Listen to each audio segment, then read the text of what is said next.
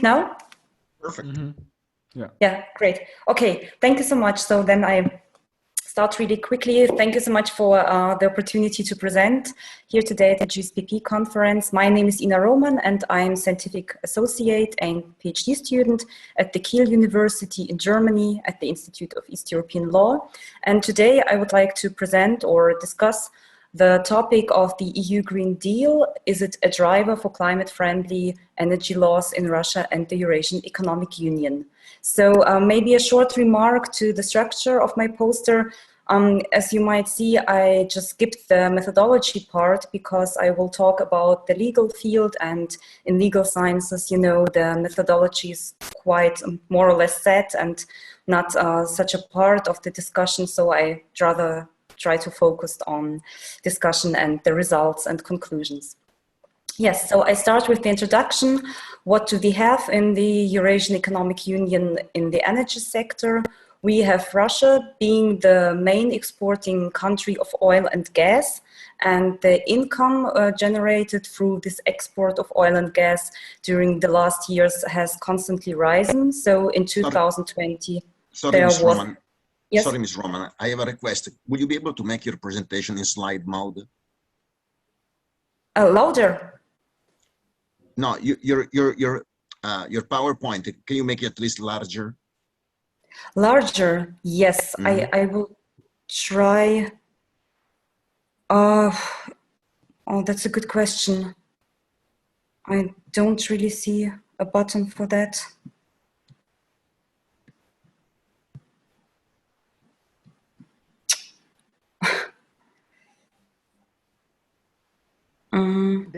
There is on the bottom this +10. If you can just click the plus, and yes, the plus on the bottom right by the 10% there. If I go back to the presentation, okay, I know what you mean. Yes, that maybe like okay. Is it okay like this?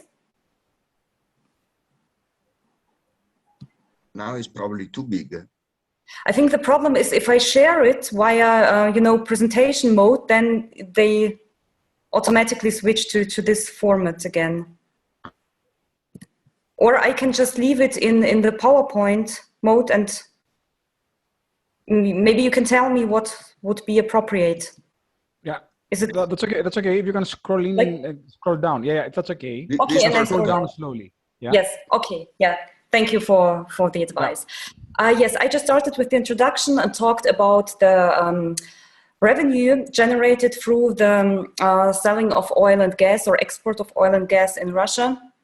And it has constantly risen during the last year. So if we, for instance, compare 2020 to 2021, there is a rise from 10 billion of US dollars to 18 billion. So just to make sure that it is a huge income factor.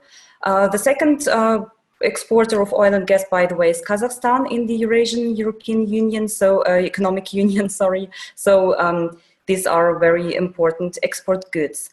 On the importer side, we have the European Union and especially countries like Germany who are importers of oil and gas from Eurasia. You can see it in recent large-scale energy projects like Nord Stream 2, the gas pipeline, which has the goal to supply Europe with up to 55 billion tons of Russian natural gas per year in future. But at the same time, we see inside, so there is a transformation going on towards a green economy, which was set in 2019 by the so-called European Green Deal. And now I would like to present you a little bit the discussion. What do we have on the European Union side, and how would the Eurasian Economic Union potentially react, or maybe does react now? So as I said, we have the European Green Deal adopted in 2019, which lays down very ambitious goals and strategies. So it envisages a reduction of net CO2 emissions at least by 55% by 2030 and achieve a total no net emission of greenhouse gas, so carbon neutrality by 2050. And this is, as I said, very ambitious. So there are special tools which are laid down legally to achieve this goal. For instance, the EU emissions trading systems, which has been working for many years now in the EU. So this means trading with CO2 certificates. And in a transboundary context, we have the carbon border adjustment mechanism, which would impose taxes or fees on certain goods imported from outside EU if they have a bigger carbon footprint. And to reach these ambitious goals, the EU will set a lot of reforms, structural reforms in the near future, and a lot of legislative and policy steps. On the other hand, we have the Eurasian Economic Union, which will have to react to these policies and somehow to keep pace. So in Russia, for instance, there's a draft of a first strategy on long-term low-carbon development of 2020, but it had, compared to the EU legislation, rather modest goals and actions. So currently it is under revision because it needs a stronger focus on decarbonization. In the Eurasian Economic Union as an organization, there is not a common strategy yet, but plans to establish one. And if you compare the tools, so on the EU side, they rather go into the direction of energy efficiency, technological development, but not so much into structural reforms, just to avoid social shortcomings.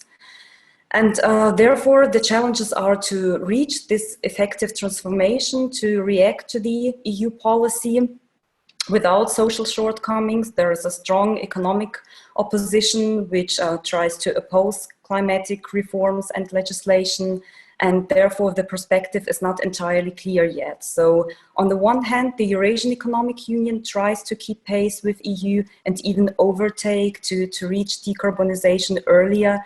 But on the other hand, the starting conditions are very different. And this leads me to the results and the conclusions that currently in Russia there is a strategy which is under revision and tries to make a stronger focus on decarbonization to react to EU's policy. We have a quite fresh decision of the Eurasian Economic Union as an organization which announced to form a working group in future on climate questions. And also there are considerations even to hand over competences from the national states to the EU concerning EU Commission concerning climate issues. On the other hand, we see that it is good that if European Union and Eurasian Economic Union kind of compete concerning the strategy of decarbonization, basically this is positive for establishing high legislative and technical standards, but we do not see how it will develop in the Eurasian Economic Union because they are still in search of a convenient strategy and have a strong opposition to far-reaching reforms. But finally, we can say that still the EU Green Deal is an important driver for reforms in Russia and the Eurasian Economic Union concerning energy laws due to this highly developed and established trade relations. So here we can definitely see an effect on the legislation in the Eurasian Economic Union. And my final statement would be that therefore it would be desirable to have a cooperation between the European Union and the Eurasian Economic Union just to develop high standards of transformation and also to harmonize laws and the legislation in the region. So in order to maintain efficient trade relations, it would be good to have a harmonization of both legal systems in future and ensure high standards of climate protection. Thank you a lot, and I just apologize for some inconvenience, and yeah, would be happy to receive your comments and questions. Thank you very much. I think we have 3 minutes for Q&A. So if anybody has any question for Ms. Rohmann, please go ahead. Okay, Stefanos. Yeah, thanks. That's a very good question. I mean, that we went through this climate change thing, and we get to know that now, for instance, European Union gonna put some extra tariff, let's say, to Kazakhstan when importing oil and gas. And that's why they would like, now they're thinking of moving now to other markets, to China, because they do not see that high flexibility from European Union. So how do you think we can face this situation in the future? Yeah, thank you so much for this interesting point. Indeed, yesterday I was attending a session where we identified China as a second driver. So I'm thinking that maybe this pressure somehow will come from both sides. On one side, from the European Union, which will decarbonize until 2050. China has a goal of 2060. So I think sooner or later, the Eurasian Economic Union, Kazakhstan, Russia, and the other members will have to adapt somehow. So to my opinion, I'm not an engineer myself, but I think that this oil and gas trade is a running out model. And so therefore, there will be definitely a need for structural changes, political and legislative changes. This is my opinion. Maybe you have another point. No. Okay, we have time for one more question. Yeah. No questions? Well, Ms. Rohmann, thank you very much for the presentation. And Dr. Khan, please, the floor is yours. Yes. First of all, the staff of Nazarbayev University and the organizers of this event, I thank all of you very much for giving me this opportunity to present in your event. And the title of my presentation is Eurasia and its Diversified Developments. And I'm sorry, I've not prepared the PowerPoint to present my chart there. So in the introduction sections, I've mentioned about the area which has been recovered after the shocks of 1990, the whole of Eurasia, the 1990s disintegration of the Soviet Union. Both politically and economically, there was a chaos. Then it took time to recover. And then the area, because luckily it was also a time of globalization on the other hand. So because of the global growth, they benefited because of their minerals and rich energy abundance. And it proved to it also proved to be an improvement in the standard of living, in the health system, of course, the health system, and many of the thank you very much. Many of the HRD, they have been on the rise, but after the Soviet disintegration, I said because of the chaos, everything went down. But after this global growth, and they had this minerals and energy abundance, which was being used in this globalization growth. Their standard came up, standard of living came up, the healthcare improved, and the area also experienced a reduction in poverty. Now, in the methods and objections sections, the aim was to study the role of natural resources in Eurasian development, which played a central role, their natural resources. And many of the countries which are not so rich in the natural resources also benefited because of the transit role they played in this globalization. In the discussion section, I put that even in the ancient times, Eurasia was a transport hub in the form of Silk Route. Even today, it is proving to be a profitable transport and logistic hubs, connecting corridors in the form of Belt and Road initiatives and international north-south transport corridor to connect production and consumption centers like Europe and Asia. Both production and consumption sectors, they depend on Eurasia. And two of the regions of Western Europe and East Asia, the progressive regions, they have been benefiting from this area, and it will prove for the time that those which only that area will dominate the power, the dominating power will try to exercise its influence. And in this race, what I see, the West and US is lagging behind with China and Russia, Turkey and Iran, the adjacent countries also. They on one side and US and West on one side.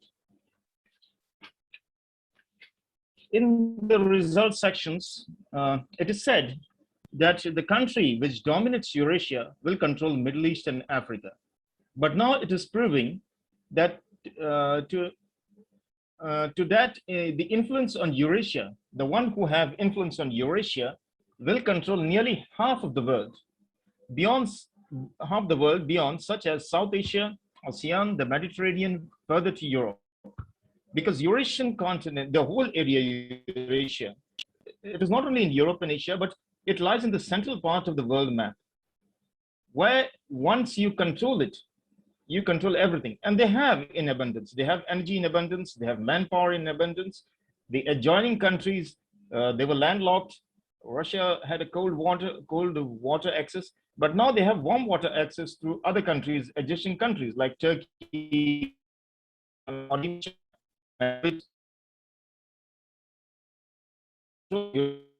will have control of nearly half the developed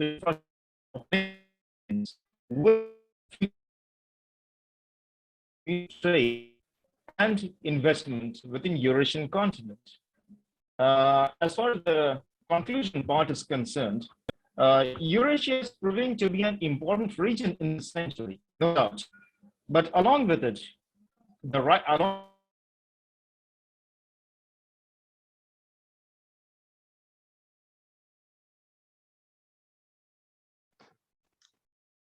Dr. Khan, we cannot hear you very well.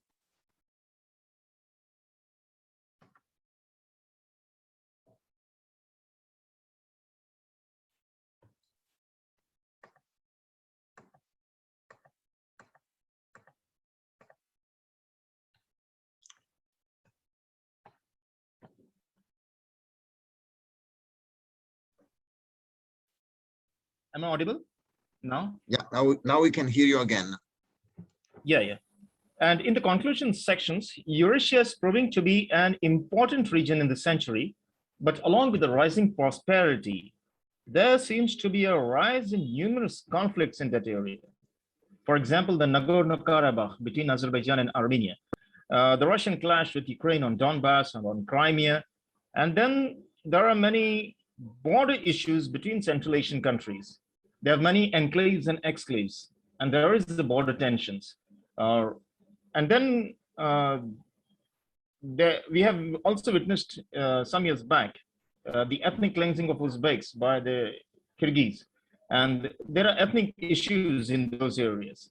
So this area is not left away from the conflicts. And even if you see the recent Iran-Azeri tensions was there. So, and of course, though, Turkey and Russia are strong they are cooperative partners in this area. Like Turkey depends on Russia for their access to Central Asia and Caucasus Straits by land routes. And then Russia also depends on Turkey for warm waters and many other energy. Russia supplies energy to Turkey. But they are also strong competitors in these areas. So because Turkey have influence of their language, Turkic populations, the historical background, and also Russia, Eurasia was most of the Central Asian countries, Caucasus was a part of Russia. So they have historical influence there. For sure. 1 minute. For sure. And if you see, Turkey, Russia also strong competitors. US, Eurasia, China and Russia on the one hand, and US and EU on the one hand. The states which stands less on its resources, which you can see, the state will be the one that minimizes the resources it spends on stabilizing Eurasia, and the clever state will be the one that helps to facilitate burden sharing when it comes to Eurasian security. Thank you very much. Thank you very much, Dr. Khan. Is there any question?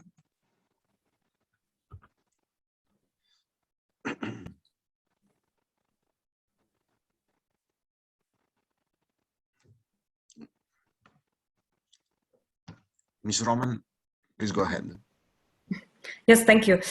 This was a very interesting presentation, Dr. Khan. Thank you so much. I just conclude with my topic, maybe a little bit. My question would be, how do you see the role of the Eurasian Economic Union? Because following this conference, I had the feeling that it was not so much on the agenda, but on the summit on Thursday, the members were talking about integration or how would you evaluate the perspective of stronger integration and the role of the Eurasian Economic Union in global politics?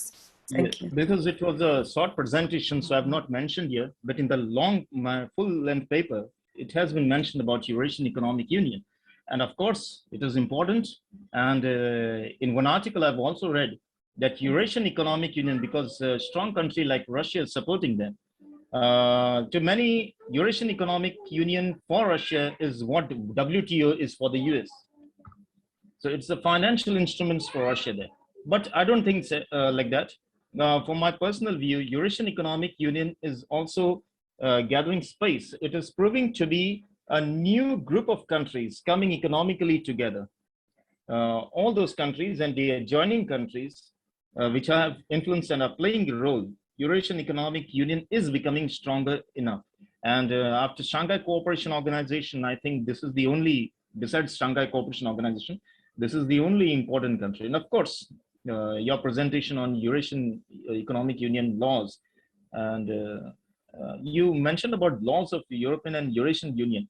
But one thing I wonder, because of the sanctions, will these laws work again under the sanctions by Western countries on Russia? But of course, I agree that Eurasian Economic Union is an important body, and in future also, if more and more members, because still some are left outside, if more members join and it works properly, it will play an important role, as important as the Eurasian geopolitical location itself. Thank you. Thank you. We have time for another quick question. The last presenters join us. Perfect. Mr. Kuat.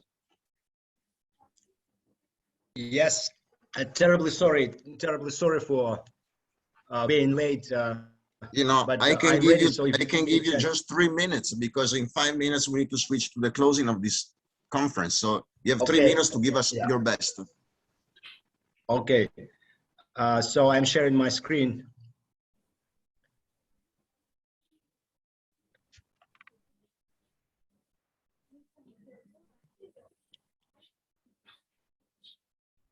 Can you see it? Yes, yes. Very well. Yeah, thank you very much. Again, terribly sorry. So I'll try to use the 3 minutes just to describe that this research is still underway. 30 years of neoliberal governance in Kazakhstan. Though the topic is not completely new, but I have noticed that for the last years, at least, when I have been studying neoliberal processes and financialization, particularly, and income inequality in Kazakhstan, that there are a kind of new dimensions to understand why neoliberal governance so strongly embedded in Kazakhstan. And this is not particularly in this dichotomy of like democratic process versus authoritarian. It's more about what kind of capitalism we're building. We have built so far. So if we look at the recent history, we have to understand that at the beginning there was about the politicization of many very important political issues in Kazakhstan back in 1990s, when there was a very naive and kind of sincere belief that we're building a new country. You know, Kazakhstan is regained its independence, that democracy means market economy, but at the same time, market economy is not about politics. You know, it's a time to build new country. So you can see this book, a very popular one, of the first president. I believe it was his first book. So it literally says, "Без правых и левых" means without the right and the left, meaning that the whole idea was that it's not about politics. Yes, it's about, you know, building new country, building new economy. And at that time, it was about domination of free market ideas, neoliberal monetary regime, you know, a lot of hope on foreign direct investment, that it's only about foreign direct investment that will bring the prosperity to the country. And so, but actually, it was also about implicit convergence into the Anglo-American free market style capitalism. To see why I believe that it's a neoliberal type of capitalism in Kazakhstan, we can see that the income inequality is rising in Kazakhstan. We have all the kind of characteristics of the neoliberal capitalism in Kazakhstan, where we can say that our economic growth is inclusive. During the booming times in 2000s, all the benefits actually was mostly consumed by the upper middle class. We can say that, in Kazakhstan, the GDP per capita is higher than in other Central Asian countries, but we can say that economic growth was inclusive. So it is time to understand that, we need to repoliticize some issues, and issues of poverty, issues of income inequality, and so on and so forth. Thank you very much. Thank you very much. Again, thank you very much for an interesting presentation. But, I don't want to be a professor and correct you at all costs, but there's a large literature that has pointed out that in the first years of rapid economic growth and progress along the developmental path, the income inequality widens, and it's just after countries have reached a certain level of socioeconomic well-being that level of inequality starts declining. It has an inverse U-shaped kind of relationship. So I don't want to dispute your conclusion, because of course, your country way better than I possibly do. But what I want to say is that this case may not be exception. It would be very good actually to look at all the other instances and all the other polities in which a similar phenomenon has actually occurred, because it will give you a chance to contextualize your findings and come up with a more powerful argument. On this very final note, I need to remind everybody that in 2 minutes we are about to have the closing session of the conference. So please join us over there. We'll be there in 2 minutes. Bye-bye. Thank you. Thank you. Thank you. Thank you very much.